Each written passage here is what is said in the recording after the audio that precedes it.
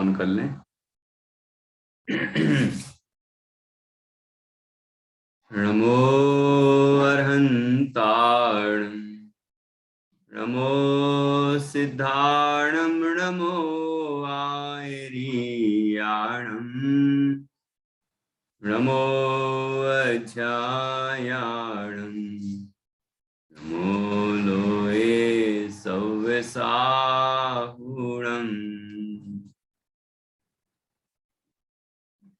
तीन भुवन में सार वीतराग विज्ञानता शिव स्वरूप शिवकार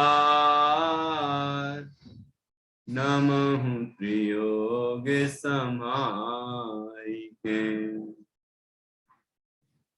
सम्यक श्रद्धाधारि मुनि सेवहु सम्यक ज्ञान स्वपर अर्थ बहु धर्म जुत जो प्रगटावन बान।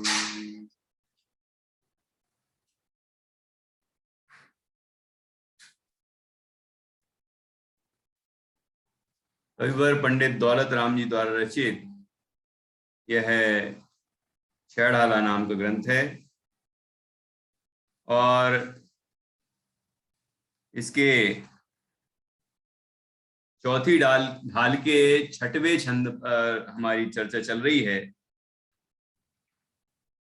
यहाँ सम्यक ज्ञान का स्वरूप बताया गया और उसके बाद अब सम्यक ज्ञान की महिमा बताई जा रही है। सम्यक ज्ञान को अमृत के परम अमृत के समान कहा है। सम्यक ज्ञान ही एकमात्र सुख का कारण है, उसके समान दूसरा कोई सुख का कारण नहीं है। और यह सम्यक ज्ञान जन्म, बुढ़ापा और मृत्यु का हमेशा के लिए नाश कर देता है। ये तीनों रोग हैं, इन रोगों से मुक्त कर देता है और परम आनंद रूप सिद्ध दशा की प्राप्ति करा देता है। ऐसा ये सम्यक ज्ञान है। सम्यक ज्ञान की ऐसी महिमा है कि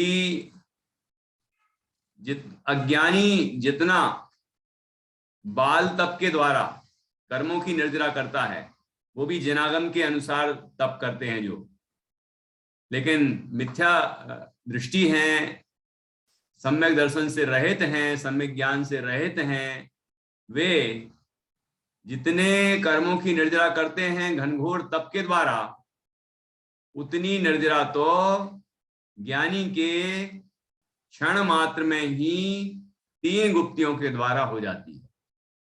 ये सम्यक ज्ञान का महात्म्य। सम्यक ज्ञान सहित जो गुप्ति आदिक होते हैं, ये कर्म निर्जरा के कारण होते हैं। और सम्यक ज्ञान से रहित जीव मुनिव्रत धारण कर ले और 9वें ग्रेवक में भी चला जाए, परंतु उसे सुख नहीं मिलता। आत्मज्ञान के बिना सुख कहीं भी नहीं मिल सकता। ये बात यहाँ पर 5वें छंद में बताई।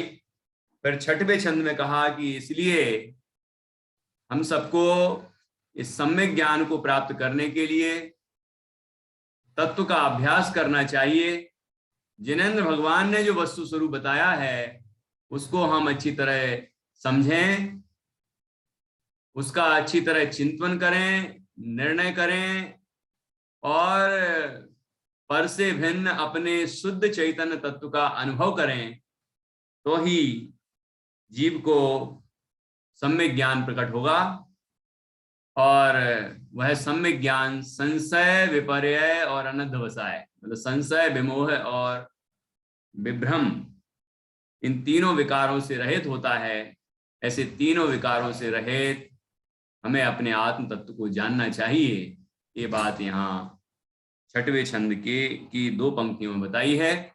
कल बताया था कि संशय क्या है, विपर्यय क्या है और अनध्यवसाय क्या है। संशय, संशय अर्थात ऐसा ज्ञान जो अनेक कोटि को स्पर्श करने वाला है, जो अनिर्णय रूप है।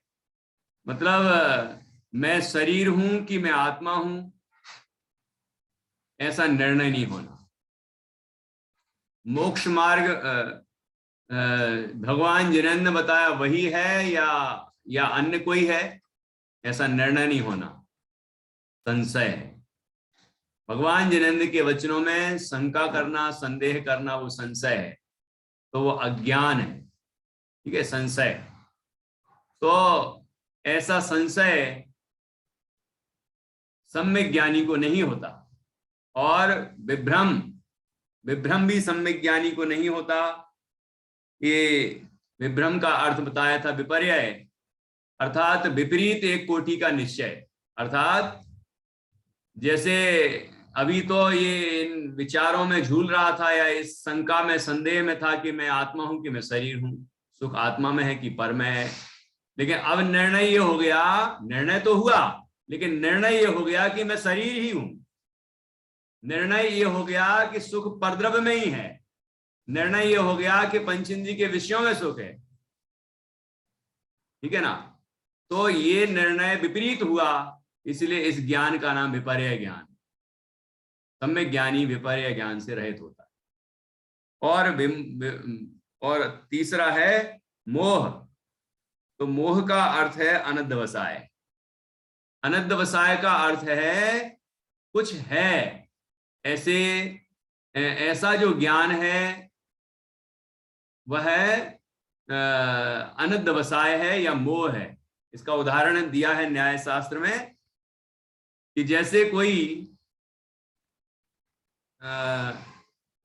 कोई व्यक्ति रास्ते से जा रहा है और जाते हुए उसके पैर में, मतलब उसको बहुत जल्दी है और जल्दी लक्ष्य पर पहुंचना चाहता है ना? तो ऐसे समय में यदि उसके पैर में कोई कांटा चुभ जाए, पत्थर, कंकड़ पत्थर चुभ जाए या कुछ चोट लग जाए, तो उस पर ध्यान नहीं देता, और उसका ध्यान उस तरफ होता है कि मुझे वहां पहुंचना है।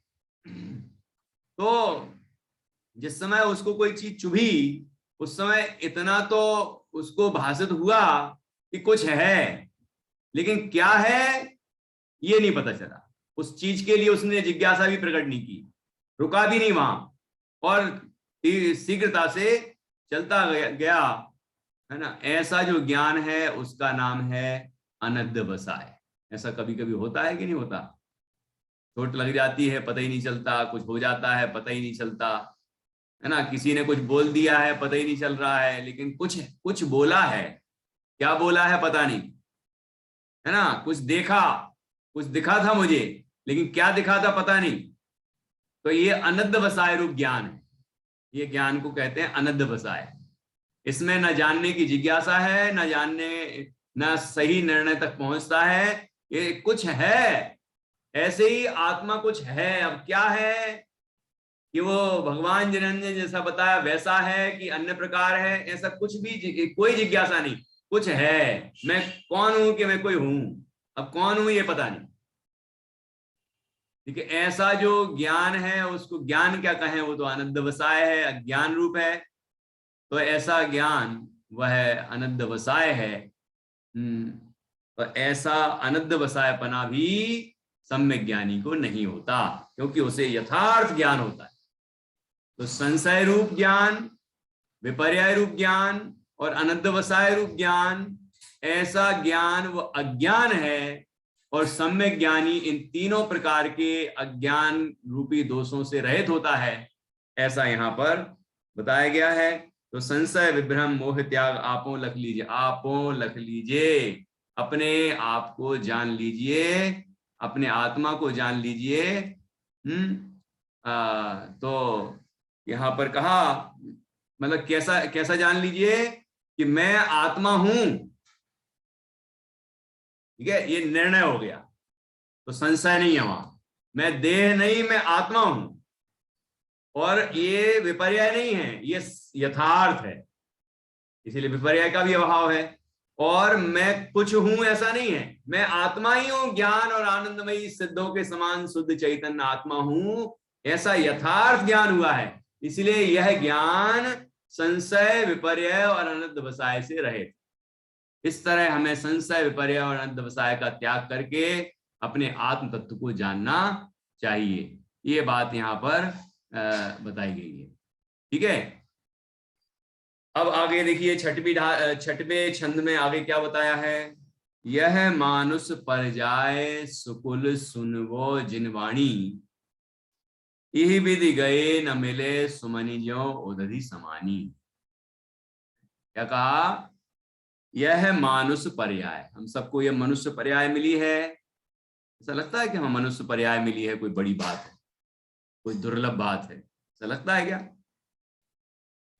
ठीक है, अपन मनुष्य हुए हैं, उसमें क्या है, कोई स्त्री हुआ कोई पुरुष हुआ, है ना, उसमें क्या है, वो तो संसार है, हो गए। तो यहाँ पंडित जी उसकी दुर्लभता बता रहे हैं। हमें दुर्लभता नहीं लगती इसलिए हम उसकी कीमत नहीं करते। जिस दिन दुर्लभता लगेगी कि अरे ये मनुष्य पर्याय मिलना बड़ा कठिन काम है ना, तो लगेगा कठिन काम है और कठिनाई से ये प्राप्त होने वाली मनुष्य पर्याय हमको मिल गई है और इसमें हमें सम्यक ज्ञान को प्राप्त करना चाहिए। जब हमें ये लगेगा तभी हमारा कल्याण होगा। और यदि हमें लगता ही नहीं है कि कुछ के इसकी कोई दुर्लभता है तो फिर सोचिए कि क्या है, मतलब हमें कुछ लगा ही नहीं, है ना। ठीक है, क्या है इसमें तो इस तरह हम विचार करें कि यह मानुष पर जाए सुकुल सुनिवो जिनवाणी, यही विधि गए न मिले सुमनि ज्यों उदधि समानी। क्या मतलब हुआ इसका कि यह मानुष पर जाए सुकुल, देखो कितनी बातें कही, यह मानुष पर्याय, यह मनुष्य पर्याय, सुकुल, सुकुल अर्थात उत्तम कुल, जैनियों का जो कुल है वो उत्तम ही है। यहाँ पर नीची जाति वाला ऊंची जाति वाला कोई नहीं है। जो जैन धर्म को मानता है सब ऊंची जाति वाले, सब उत्तम कुल वाले हैं, कोई हीन कुल वाला तो हो ही नहीं सकता। हाँ, जैन नाम रखा के और हीन कार्य करता है तो वो नीच है, वो उच्च नहीं हो सकता। मतलब यहाँ पर जाति नहीं है कोई जैन, है ना। जैन धर्म को मानने वाला जो कुल है वह उत्तम है, ठीक है ना। इसका मतलब अपन को अहंकार करना है ऐसा नहीं है, और दूसरों को हीन समझना है ऐसा भी नहीं है, कि सबको नीच कुल वाला समझना है, ये बात नहीं है। हमें ये समझना है कि हमें ये मनुष्य पर्याय मिली है, ये जैन कुल मिला है, ये हमारा बड़ा बहुत भारी कोई पुण्य हमने किया होगा कि हमें ये पर्याय प्राप्त हुई है। तो इसकी महिमा करके हमें अपने कल्याण के लिए प्रयत्न करना चाहिए, ठीक है ना। तो इसके लिए इतनी महिमा बताई है। जैन दर्शन में जो भी बात बताई जाए उसमें कहीं भी नकारात्मक बात मत समझना, कि किसी को हीन दिखा रहे हैं, कि किसी कि अपने अंदर अहंकार पैदा कर रहे हैं, ऐसा नकारात्मक भाव हो ही नहीं सकता।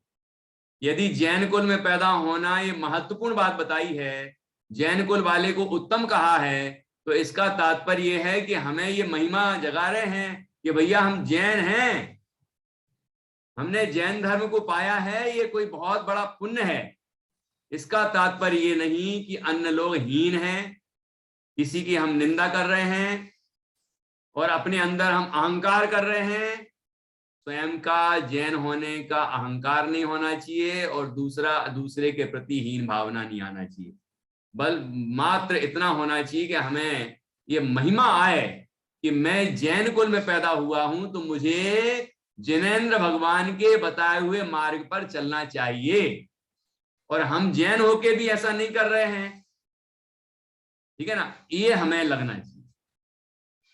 तो यह मानुष पर्याय, यह मनुष्य पर्याय मिल गई, ये उत्तम कुल मिल गया जिसमें जैन धर्म को माना जाता है, अहिंसक विचारधारा है, शाकाहार है, दया है, करुणा है ना, पवित्र भावनाएं हैं, उच्च उच्च विचार हैं, उच्च भावनाएं हैं, प्राणी मात्र के प्रति दया है, तो ये ऊंची भावना है ये।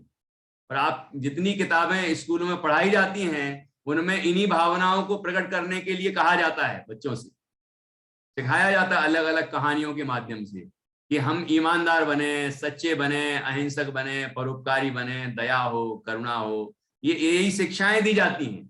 और वो हमारे धर्म का मूल ये विषय है, मतलब जैनी का एक सदाचार है ये। मूल सिद्धांत तो अनेकांत है और उसका फल आत्मानुभूति है और परम आनंद है, लेकिन ये तो हमारा सदाचार है कि हम अहिंसामयी जीवन जिए, ठीक है, हम किसी का दिल ना दुखाएं, है ना, हिंसा, झूठ, चोरी, कुशील और परिग्रह रूप परिणमित ना हो। ये तो हमारा साधारण एक सामान्य श्रावक जो है ना उसका आचरण है, सप्त व्यसनों से रहित हो। अब दुनिया में कितनी तकलीफें हैं ये जो 7 व्यसनों में जिनका त्याग किया गया है, 7 व्यसनों का त्यागी होता है जैनी श्रावक, तो उनमें उनमें सारे विकार बताए हैं, देखो, हैं जुआ, चोरी, इन्हीं से तो पीड़ित है दुनिया। मांस खाना, मदिरा पान करना, जितनी विकृतियां हो रही हैं वो इनसे ही हो रही हैं। पर परस्त्री गमन करना, वेश्या गमन, परस्त्री रमण करना, वेश्या गमन करना, ठीक है, तो ये जितनी भी समस्याएं पैदा हो रही है सब हल हो जाएंगी। शिकार करना है, जुआ, आमिष, मदिरादारी, आखेटक, चोरी, परनारी, ये जुआ, आमिष, मदिरादारी, आखेटक, चोरी, परनारी, यही 7 व्यसन दुखदाई, दुरति मूल दुर्गति के भाई, इस तरह कहा है। मतलब ये 7 व्यसन ये दुर्गति के कारण हैं, दुखदाई हैं। तो ये तो हमारे साधारण जो श्रावक है ना उसके लिए कहें, जैनी श्रावक के लिए 7 व्यसनों का त्यागी होता है। तो ये ऊंचे कुल वाले की बात है। ये आचरण से उच्च होता है कोई व्यक्ति, है सोच से उच्च होता है। केवल किसी कुल में जन्म लेने से, महापुरुषों के कुल में जन्म लेने से उच्च नहीं हो जाता, है ना। और महापुरुषों के कुल में वही जन्म लेता है जो उच्च आचरण वाला, उच्च उसने कोई विशिष्ट पुण्य किए होंगे, वही व्यक्ति जन्म लेता है। ऐसे नहीं होता।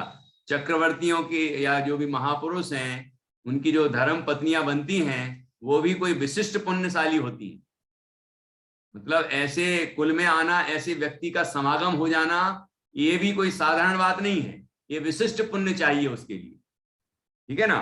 तो वो उत्तम कुल हम सबको प्राप्त हो गया है, ऐसे अहिंसक, शाकाहारी, सदाचारी कुल में हम पैदा हुए हैं, तो उसकी महिमा हमें आना चाहिए।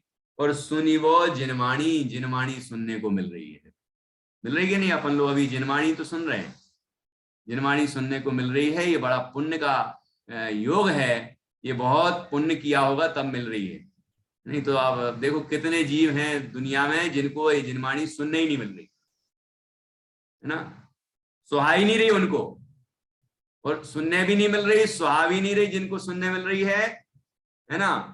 तो ये हमारा भाग्य है कि हमें सुनने भी मिल रही है और सुहा भी रही है। तो ये हमें अवसर मिला है। ये 3 बातें बताई, यह मानुष पर्याय, सुकुल, सुनिवो जिनवाणी, कह रहे हैं ये जो उत्तम उत्तम चीजें मिली हैं, उत्तरोत्तर उत्तम, मनुष्य पर्याय से भी ज्यादा दुर्लभ है उत्तम कुल मिलना, और उत्तम कुल मिलने से भी ज्यादा है जिनवाणी सुनने को मिलना, और वो मिल गई है हमें। तो कह रहे हैं यह विद गए न मिले, सुमनि ज्यों उदधि समानी, यह विधि गए न मिले, इस तरह ये विधि गए, इस तरह चले गए, ऐसे ही चले गए ये सब चीजें। मतलब हमारी आयु बीतती जा रही है और हम पता नहीं विषय भोगों में लगे हैं, धन इकट्ठा करने में लगे हैं, और दुनिया भर के राग द्वेष निंदा प्रशंसा में उलझे हुए हैं, टीवी देखने में और पता नहीं कहाँ कहाँ मोबाइल में टाइम पास कर रहे हैं। तो सोच लीजिए ये हमारा जीवन ऐसे ही चला जाएगा तो सोचिए क्या होगा। ये हमारे बच्चे 20-25 साल तक तो पढ़ते ही रहते हैं, पता नहीं क्या क्या पढ़ते रहते हैं। हमने भी पढ़ा होगा, आपने भी पढ़ा होगा, लेकिन अपन सोच लें कि क्या पढ़ा और क्या काम आया, है ना।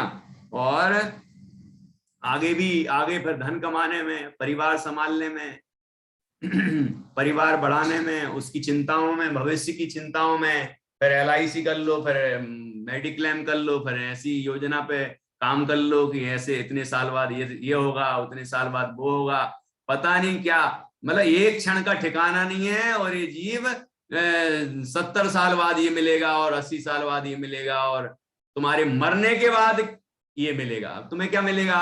मरने के बाद हमें क्या मिलेगा? ये हम आपके परिवार को मिलेगा, आपके बच्चों को मिलेगा।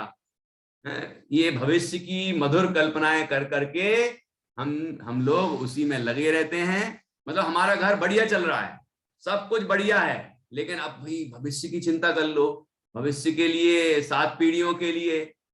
हमारे पिताजी एक कहा वो सुनाते हैं ऐसी दृष्टांत, कहते एक सेठ जी महाराज जी के पास गए, मुनिराज के पास, उनसे उपदेश सुना, फिर उनसे कहा कि हमारे पास इतना इतना धन है, तो हमारी 7 पुश्तें तक तो ये खा सकती हैं। अच्छा, 7 कितना धन है कि 7 पुश्तों तक खा सकती है। कहते 8वीं का क्या होगा? तो उनको चिंता हो गई। वो तो ये कहा था कि भैया तुम क्या चिंता कर रहे हो, 7 पुश्तें मतलब 7 पीढ़ियां तक खा लें और बिना कमाए, इतना है तो तुम स्वाध्याय में लगो, आराधना करो, इसके लिए प्रेरणा दे रहे थे। लेकिन उनको ये चिंता हो गई 8वीं पीढ़ी का क्या होगा है। तो 8वीं की चिंता हो गई।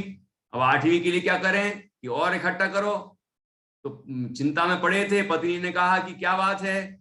तो कहते हैं कि मुझे अब क्या बताऊं, तुम तो कुछ समझोगी नहीं। कि नहीं बताओ तो, कि मुझे अब चिंता हो गई है कि 8वीं पीढ़ी का क्या होगा, 8वीं पीढ़ी का क्या होगा, ये चिंता हो गई। तो अब कहते हैं कि चलो मैं हल ढूंढती हूँ तुम्हारे लिए, इसका समाधान कराती हूँ। चलो अपन महाराज जी के पास चलेंगे, मुनिराज के पास। ठीक है, मुनिराज के पास गए, उनसे कहा कि हे मुनिवर, हम ये इतना दान करना चाहते हैं। वो कहते हैं हमें क्या करना है इसका, हमें इसका कोई मतलब ही नहीं है। तुम्हारे पास कितना धन है, तुम कितना दे रहे हो, हमें चाहिए नहीं, एक परमाणु मात्र भी हमारा नहीं। हमें इससे कोई लेना देना नहीं। अरे ऐसे भी लोग होते हैं क्या, जिनको धन धन हम इतना सारा दे रहे हैं तो ले ही नहीं रहे, वो उसकी तरफ देख ही नहीं रहे, उसकी लालसा ही नहीं है, हैं? मान लो हमारे मुनिराज आहार करने जाएं तो अगले दिन की सोचते हैं क्या कि एक कल भी भूख लग सकती है, क्या पता आहार मिला के नहीं मिला, तो 2-4 को और ज्यादा ही खा लो। ऐसा सोचते हैं क्या? एक ग्रास क्या, एक अणु भी ज्यादा ग्रहण नहीं करते। तो आप सोचो कि कितने निश्चिंत रहते हैं हमारे मुनिराज, है ना। उनको कोई चिंता नहीं कल की क्या, अगले क्षण की चिंता नहीं है। यदि चिंता है तो ये है कि अगले क्षण में आयु पूरी होने वाली हो, मान लो, तो मैं कितना तैयार हूं, मेरी कितनी तैयारी है देह छोड़ने की। क्योंकि यदि 8 कर्म बाकी रहे और देह छूट गई तो फिर से देह मिल जाएगी और ये संसार बढ़ जाएगा। तो मैंने कितनी तैयारी की है कि आगे देह ना मिले और मेरा संसार सीमित हो जाए, संसार का अभाव हो के मोक्ष हो जाए, इसके लिए मैंने क्या किया। यदि विकल्प होता है तो ये होता है, ये नहीं होता कि मेरे पास परिग्रह क्या है, कि कितना है, कि क्या होगा। परिग्रह की चिंता उनको होती नहीं, क्या, क्योंकि वो परिग्रह के तो त्यागी हैं। परिग्रह का उनने पूरी तरह से त्याग कर दिया, अंतरंग परिग्रह भी और बहिरंग परिग्रह भी। जब सेठ जी को समझ में आया कि अरे ये इनको तो कोई चिंता ही नहीं है, कल की चिंता नहीं, अगले क्षण की चिंता नहीं, और मैं 7वीं पीढ़ी तो छोड़ो 8वीं पीढ़ी की चिंता कर रहा हूं। तो उस दिन से वो धर्म ध्यान करने लगे और फालतू की चिंताओं से मुक्त हो गए, है ना, आराधना में लग गए।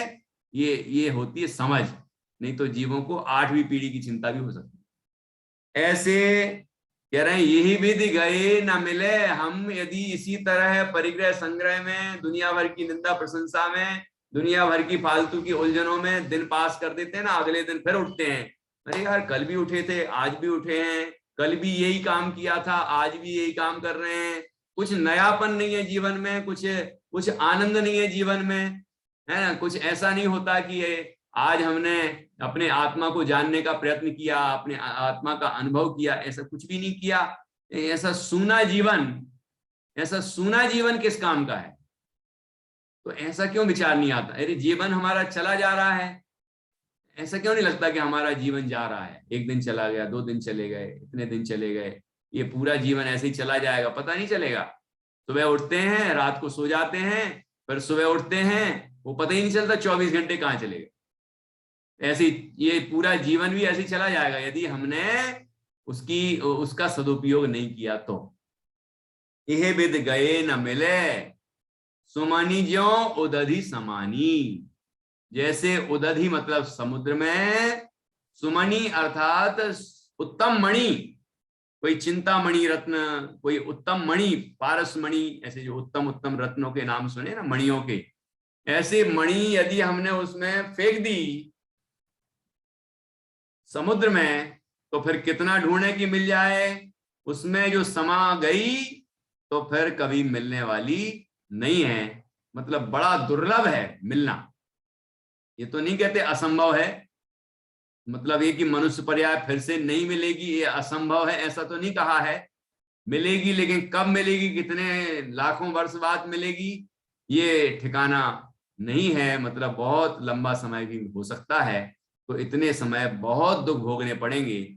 इसलिए हमें अपनी वर्तमान में जो हमें मनुष्य पर्याय मिली है, उत्तम कुल मिला है, जो जिनवाणी सुनने को मिली है, उसका हमें सदुपयोग करना चाहिए और हमें इस तत्व ज्ञान को प्राप्त करके तत्व का अभ्यास करना चाहिए।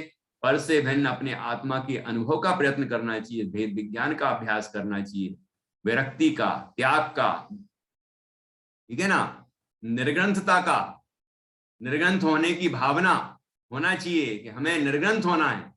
इसलिए हम इतने परिग्रह में लिप्त क्यों हैं? जैसे कि आपको कहानी सुनाई थी सुकौशल मुनिराज की, है ना। सुकौशल मुनिराज के पिताजी का नाम क्या था? कीर्तिधर मुनिराज। कीर्तिधर मुनिराज, मुनिराज तो बाद में बने, पहले राजा थे वो, राजा कीर्तिधर। उनने ये प्रतिज्ञा की थी कि जब मैं अपने पुत्र को हुआ सुन लूंगा, पुत्र का मुख देख लूंगा, तो मैं दीक्षा ले लूंगा। अब जब उन्हें हो गया पुत्र, लेकिन 15 दिन तक तो पता ही नहीं चला, क्योंकि रानी ने सोचा कि यदि इसका मुख देख लेंगे तो दीक्षा ले लेंगे वो, इसलिए छिपा के रखा गया। लेकिन फिर कोई रत्नों को छिपाया जा सकता है क्या? है? तो वो एक दिन पता चल गया। लेकिन जिस महिला ने बताया था कि आपके पुत्र हो चुका है, उसको उनने अपना हार दे दिया, ऐसे रत्न उतार उतार के, है ना, ऐसे दे रहे हैं।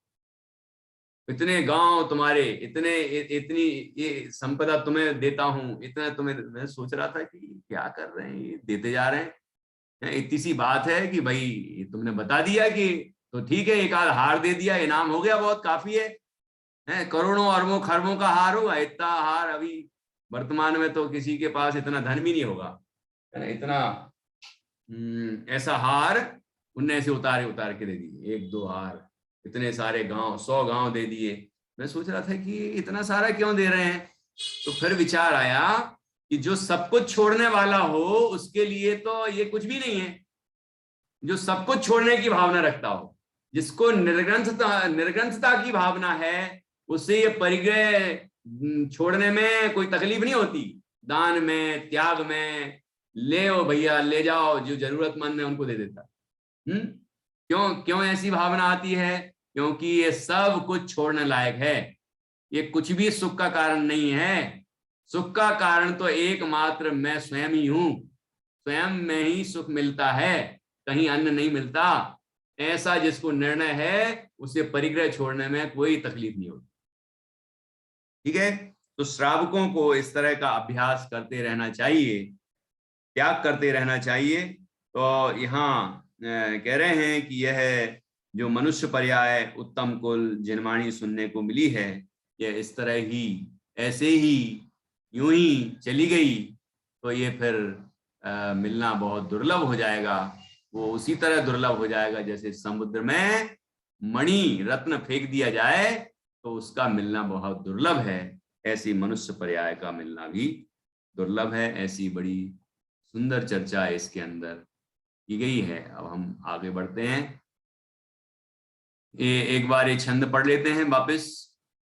ताते जिनवर कथित तत्व अभ्यास करीजे, संशय विभ्रम मोह त्याग आपो लख लीजे। यह मानुष पर जाए सुकुल सुन वो जिन वाणी,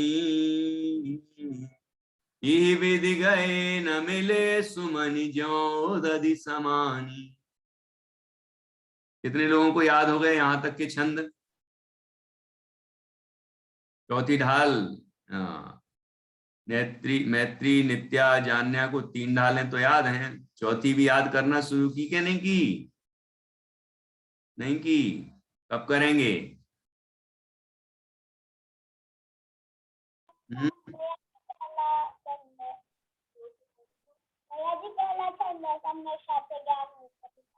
पहला छंद याद हो गया, चलो बहुत अच्छा। लेकिन और भी याद करना है।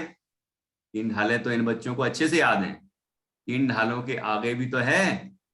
और ये हर दिन 1 छंद 1.5 छंद ऐसे 2 छंद बहुत से बहुत होते हैं, तो याद करते जाइए, हो जाएगा। करेंगे नहीं तो यूं ही, अभी लिखा था ना, यूं ही चला जाएगा। इस समय यूं ही निकल जाता है ना, ऐसे ही चला जाएगा और पता भी नहीं चलेगा कि ये जीवन कब निकल गया। इसलिए यदि हम जीवन के एक एक क्षण का उपयोग करेंगे तो ही कुछ जीवन में हम उपलब्धि कर पाएंगे, नहीं तो ये ऐसा ही चला जाएगा, है ना। तो इन बातों को याद भी रखें। देखो कितनी सुंदर शिक्षा दी है इसमें, प्रेरणा दी है। ताते जिनवर कथित तत्व अभ्यास करीजे, संशय विभ्रम मोह त्याग आपो लख लीजिए। यह मानुष पर जाए सुकुल सुन वो जिनवाणी, यही विधि गए न मिले सुमन ज्यों उदधि समान। तो इस तरह हम चिंतन करें और अपनी इस दुर्लभ पर्याय की और संयोगों की प्राप्ति का सदुपयोग करें, तो निश्चित रूप से हमें परमार्थ की प्राप्ति होगी, सच्चा सुख होगा, परम आनंद होगा, जिसकी चर्चा यहाँ पर चल रही है। यह सम्यक ज्ञान हम सबको प्रकट होगा। ऐसा हमें कार्य करना चाहिए। यहाँ देखिए ये चित्र भी बना हुआ है।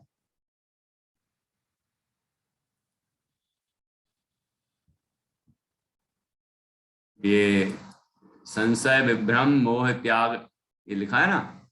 ये देखो सम्यक ज्ञान प्राप्त कर रहा है। जिनवाणी कहाँ से आई? जिनेंद्र भगवान की वाणी जिनवाणी, है ना। उसको सुनने मिलना और संशय विपर्य आनंद वसाय से रहित ज्ञान होना, ये बड़ा दुर्लभ है। ये देखो उदधि समानी के लिए चित्र बनाया नीचे। वो आदमी ने, मनुष्य ने वो रत्न समुद्र में फेंक दिया। अब वो समुद्र में फेंका हुआ रत्न कैसे मिल सकता है? बहुत दुर्लभ है। यहाँ पर भावार्थ लिखा है, पढ़ लेते हैं। आत्मा और परवस्तुओं के भेद विज्ञान को प्राप्त करने के लिए जैनेन्द्र देव द्वारा प्ररूपित सच्चे तत्वों का पठन पाठन मनन करना चाहिए और संशय विपर्यय तथा अनद्धवसाय सम्यक ज्ञान के इन 3 दोषों को दूर करने के लिए आत्म स्वरूप को जानना चाहिए। क्योंकि जिस प्रकार समुद्र में डूबा हुआ अमूल्य रत्न पुनः हाथ नहीं आता, उसी प्रकार मनुष्य शरीर, उत्तम श्रावक कुल और जिन वचनों का श्रवण आदि सुयोग भी बीत जाने के बाद पुनः पुनः प्राप्त नहीं होते। इसलिए यह अपूर्व अवसर न गंवाकर आत्म स्वरूप की पहचान अर्थात सम्यक ज्ञान की प्राप्ति करके यह मनुष्य जन्म सफल करना चाहिए। इस प्रकार यहाँ ये 6वें छंद पर चर्चा की। अब देखिए 7वां छंद है।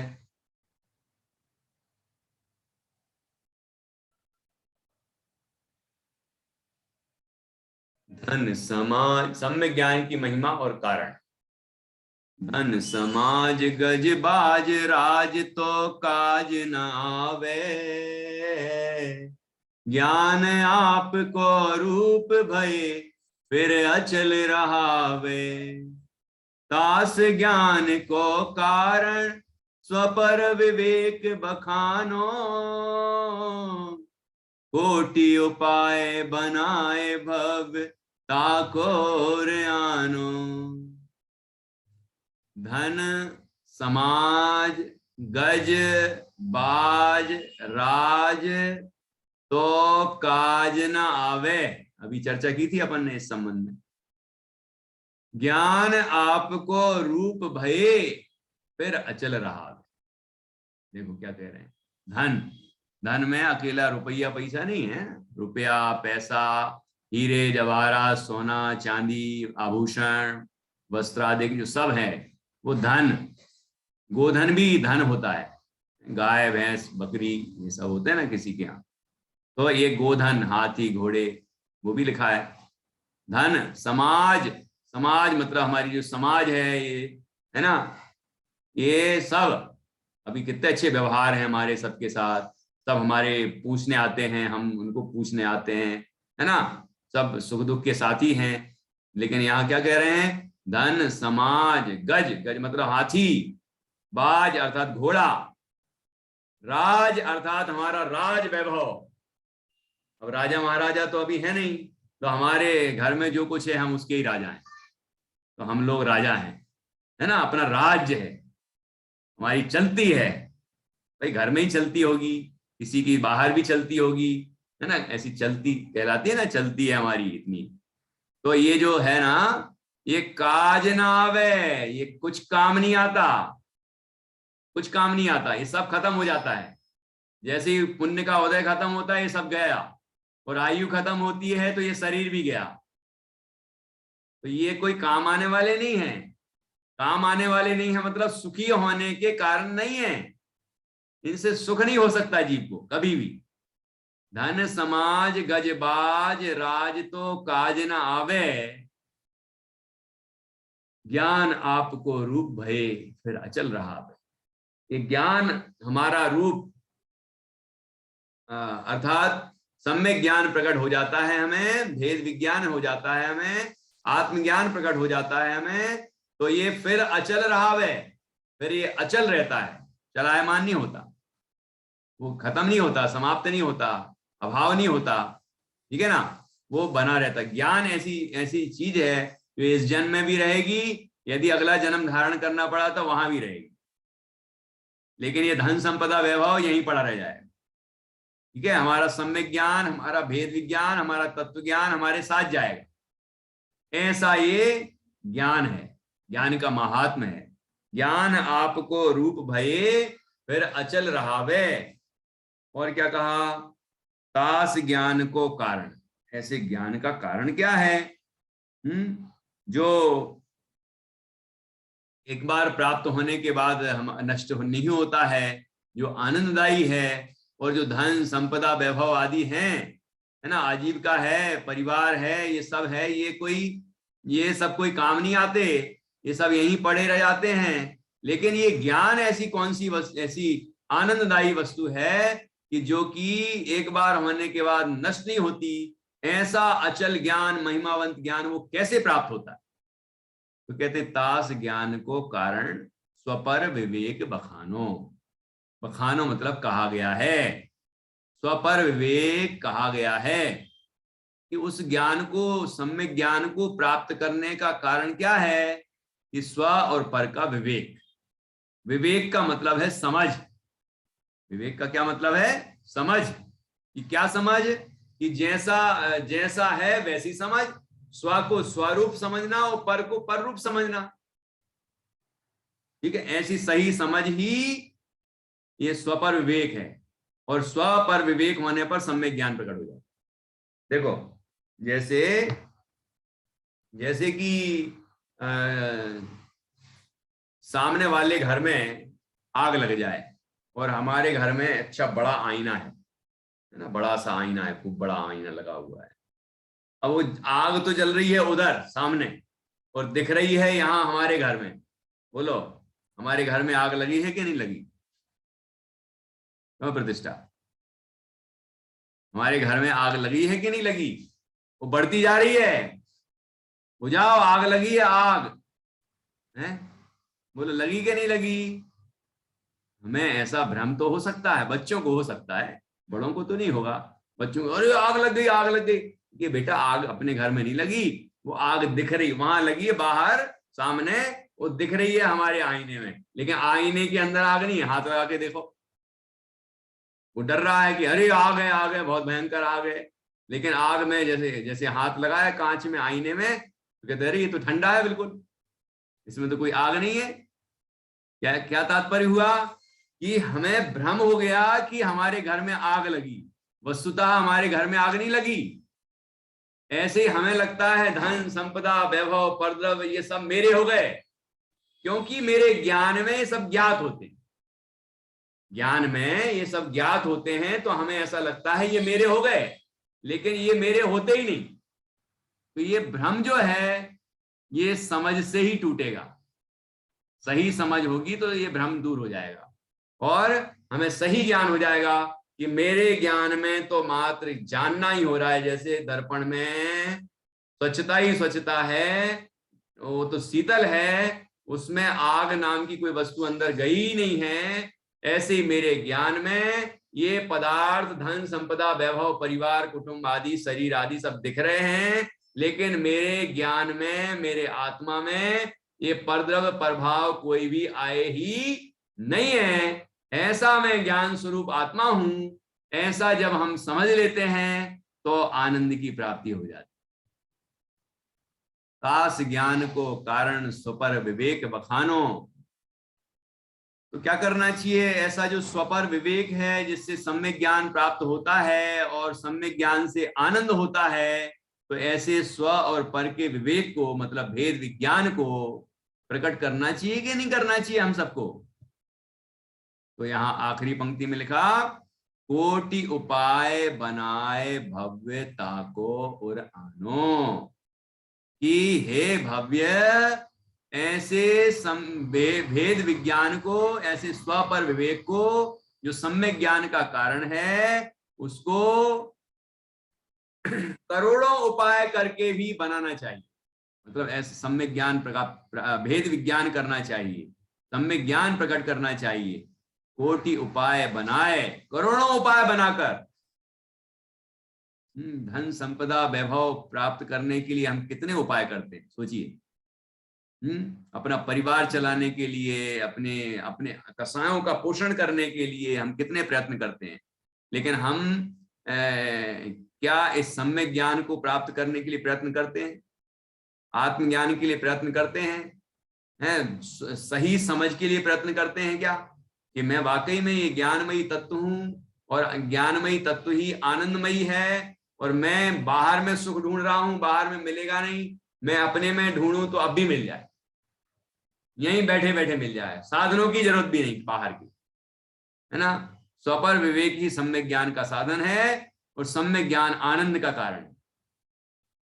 तो कह रहे हैं करोड़ों उपाय बना के भी, करोड़ों उपाय करके भी ऐसा स्वपर विवेक, ऐसा सम्यक ज्ञान और आनो अपने अंदर प्रकट करना चाहिए। ठीक है, ऐसी सुंदर चर्चा इस 7वें छंद में की है।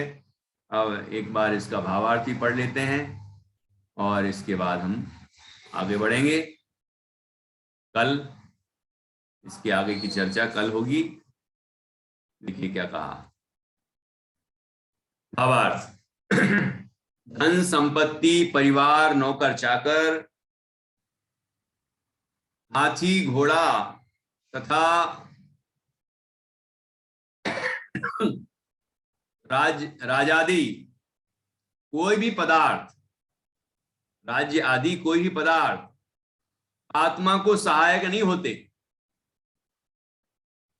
और राजा भी लिखें तो राजा भी सहायक नहीं होता, किंतु सम्यक ज्ञान आत्मा का स्वरूप है। वह एक बार प्राप्त होने के पश्चात अक्षय हो जाता है, कभी नष्ट नहीं होता, अचल एक रूप रहता है। आत्मा और परवस्तुओं का भेद विज्ञान ही उस सम्यक ज्ञान का कारण है। इसलिए प्रत्येक आत्मार्थी भव्य जीव को करोड़ों उपाय करके उस सम्यक ज्ञान, उस भेद विज्ञान के द्वारा सम्यक दर्शन प्राप्त करना चाहिए, सम्यक ज्ञान प्राप्त करना चाहिए। सम्यक दर्शन लिखा हो तो सम्यक ज्ञान उसके साथ ही होता है, सम्यक ज्ञान लिखा हो तो सम्यक ज्ञान सम्यक दर्शन पूर्वक ही होता है, उसके साथ ही होता है। ठीक है ना? तो ऐसा सम्यक दर्शन, ऐसा सम्यक ज्ञान हम सबको प्राप्त करने के लिए करोड़ों उपाय करने चाहिए। हम लोग थोड़ी देर बैठते हैं, तरह तरह के विकल्प आने लगते हैं, घबरा जाते हैं, फिर बैठना बंद कर देते हैं। हमें लगता है कि अरे घबरा, अरे हम तो जब ध्यान में बैठते हैं, आत्मा को जानने का प्रयत्न करते हैं, तो तरह तरह के विकल्प आते हैं, भागो भागो भागो। ये एक उपाय किया, यहाँ तो कह रहे करोड़ों उपाय करो। भगवान जयंत के दर्शन किए हैं, कभी सामायिक पाठ करने लगे, कभी कभी कभी हम ग्रंथों का अभ्यास करते हैं, वहां से देख के प्रेरणा लेते हैं, प्रथमान योग से प्रेरणा लें कभी, है ना? मतलब जिस भी करोड़ों उपाय, मतलब गिनना नहीं है करोड़, इसका तात्पर्य अनेक उपाय करके जैसे बने वैसे हमें सम्यक ज्ञान प्राप्त करना चाहिए, क्योंकि इसके अलावा कोई सुख का कारण नहीं है। इसलिए बहाने नहीं करना है कि ये असफल हो गया कारण, इससे नहीं मिल पाया, इससे नहीं हुआ, उससे नहीं हुआ, ये हमसे तो नहीं होता, ये शरीर में ये तकलीफ हो रही है, दुनिया में बीमारी फैल रही है, ऐसा हो रहा है, वैसा हो रहा है। ये बहाने करने की कोई जरूरत नहीं है।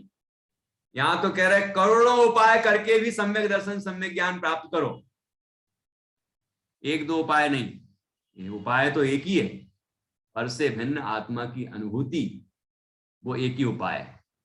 और उस आत्मानुभूति के लिए तत्वाभ्यास, वो एक ही उपाय है ना? उपाय तो एक ही है, लेकिन तत्वाभ्यास इस तरह से करो, इस तरह से करो, ऐसे विचार करो आत्मा का, इस तरह से विचार करो, सिद्धों से मिलान करो, अरहंतों से मिलान करो, जिनवाणी पढ़ के और यहाँ विचार करो, जैस उपाय तो वही है। मोक्ष प्रवचन सारथी में आया, 80वीं गाथा में बताया कि अरहंतों के स्वरूप का ध्यान करके अरहंतों के समान अपने स्वरूप को जानो, है ना? जो अरहंत भगवान को जानता है, उनको द्रव्यपने, गुणपने, पर्यायपने, वो अपने आत्मा को जानता है और उसका मोह क्षय हो जाता है। फिर थोड़े आगे बढ़े 86वीं गाथा में, तो कहते हैं अब हम दूसरा उपाय बताते हैं। तो दूसरा उपाय क्या बताया कि जिनवाणी का अभ्यास, स्वाध्याय। इस स्वाध्याय करके भी क्या करना है? स्वयं को जानना है। अरहंत को देख के भी किसको जानना है? स्वयं को। जिनवाणी पढ़ के भी क्या करना है? स्वयं को जानना है। सिद्धों का ध्यान करके क्या करना है? स्वयं को जानना है। मुनराजों का ध्यान करके या समागम करके क्या करना है? स्वयं को जानना है। उद्देश्य स्वयं को जानना ही होना चाहिए। ज्ञानियों का समागम क्यों करना है? कि स्वयं को जानना है। तीर्थ वंदना क्यों करना है? कि स्वयं को जानना है। इस तीर्थ पे गए, उस तीर्थ पे गए, ये क्यों? अपने को जानना है। वो हमारे लिए प्रेरक निमित्त हो सकते हैं, मार्गदर्शक हो सकते हैं।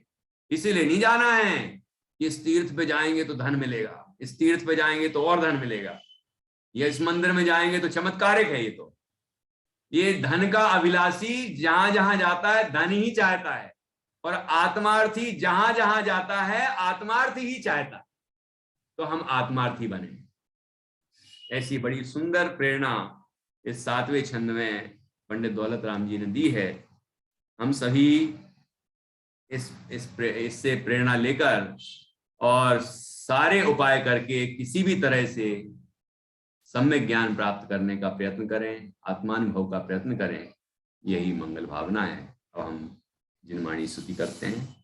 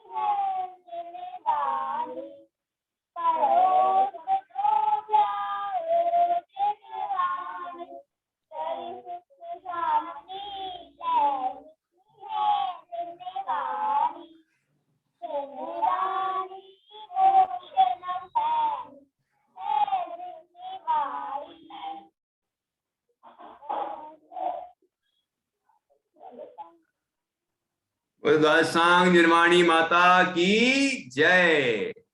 महान जिन धर्म की जय। आज क्या ज्यादा समय हो गया? ये पीछे घड़ी लगी है नित्या के यहाँ, 5 बजे क्या कि 4:30? 4:45 बज गए। अच्छा, चलिए सभी 9 बार नमोकार के माध्यम से पंच परमेष्टि का स्मरण करें।